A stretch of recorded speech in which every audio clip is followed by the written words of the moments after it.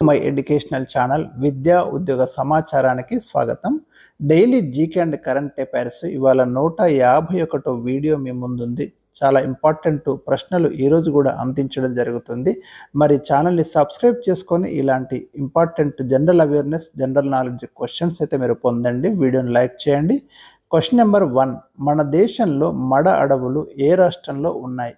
మడ అడవుల్ని మనం మాంగ్రూవ్ ఫారెస్ట్ అంటామండి ఇంగ్లీష్లో. ఇవి ఇండియాలో మీకు పశ్చిమ బెంగాల్లో ఉన్నాయి. ఈ మడ అడవులు అనేవి పర్యావరణాన్ని పరిరక్షించడంలో ఎంతో క్రియాశీలకంగా పనిచేస్తున్నాయి. మనకి నదీ జలాలు సముద్రంలో కలిసే చోట ఈ చిత్తడి నేలల్లో ఈ మడ అడవులు ఎక్కువగా ఏర్పడుతుంటాయి. క్వశ్చన్ నెంబర్ 2, సుందర్బన్ మడ అడవులు ఏ రాష్ట్రంలో ఉన్నాయి? సుందర్బన్ మడ అడవులు అనేవి మనకు వెస్ట్ బెంగాల్లో ఉన్నాయండి. సుందర్బన్ మడ అడవుల్లోనే మీకు రాయల్ బెంగాల్ టైగర్ అనేది కనిపిస్తుంది. భారతదేశం యొక్క జాతీయ జంతువు ప్రధానంగా ఇక్కడ ఉంటుంది. మోస్ట్ ఇంపార్టెంట్ రిపీటెడ్ క్వశ్చన్ ఇది. క్వశ్చన్ నెంబర్ 3, భారతదేశంలో అతి పురాతన ముడత పర్వతాలు ఏవి? ఆరావళి పర్వతాలు ఇండియాలో అత్యంత పురాతన ముడత పర్వతాలు. ఇవి రాజస్థాన్లో విస్తరించి ఉన్నాయి. ఇందులో ఎత్తైన శిఖరం వచ్చేసి గురు శిఖర్ 1722 మీటర్లు ఉంటుంది.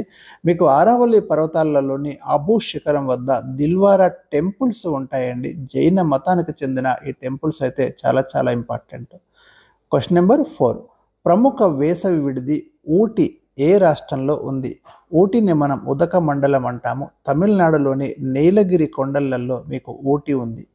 క్వశ్చన్ నెంబర్ 5, బెంగాల్ దుఃఖదాయని అని ఏ నదిని పేర్కొంటారు? దామోదర్ నదిని బెంగాల్ దుఃఖదాయని, సారో ఆఫ్ బెంగాల్ అని పిలుస్తారు. అదేవిధంగా బీహార్ యొక్క దుఃఖదాయని ఏమో కోసి నదిని బీహార్ యొక్క దుఃఖదాయని అంటారు. బ్రహ్మపుత్ర నదిని అస్సాం యొక్క దుఃఖదాయని అని పిలుస్తారు. ఈ మూడు కూడా గుర్తుంచుకోండి. క్వశ్చన్ నెంబర్ 6, చర్నోజం మృత్తికలని వేటిని పేర్కొంటారు? చర్నోజం మృత్తికలని నల్ల రేగడి నేలలు లేదా రేగూరు నేలలు అంటారండి. ఇవి పత్తి పంటకు చాలా అనుకూలమైనటువంటి నేలలు. 4 to 16% హ్యూమస్ కలిగినటువంటి సారవంతమైన నేలలు ఇవి. క్వశ్చన్ నెంబర్ 7, భారతదేశంలో ఉన్న ఏకైక అంతర్జాతీయ బహుళార్థ సాధక ప్రాజెక్టు ఏది?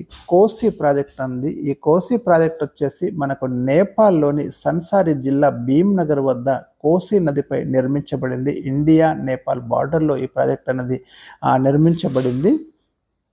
కోసి గంగా నదికి ఉపనది. క్వశ్చన్ నెంబర్ 8, రాజకీయ లబ్ధి కోసం అధికార పార్టీలోకి ఫిరాయించడాన్ని ఏమంటారు? పార్టీ మారడం అంటే ఇక్కడ రాజకీయ లబ్ధి కోసం ప్రతిపక్షం నుండి అధికార పార్టీలోకి ఫిరాయించడాన్ని ఏమంటారంటే ఫ్లోర్ క్రాసింగ్ అని పిలుస్తారు టెక్నికల్గా, మీకు టెక్నికల్ వర్డ్స్లో. క్వశ్చన్ నెంబర్ 9, భారతదేశ ప్రామాణిక కాలమానాన్ని ఏ రేఖాంశం ఆధారంగా లెక్కిస్తున్నారు?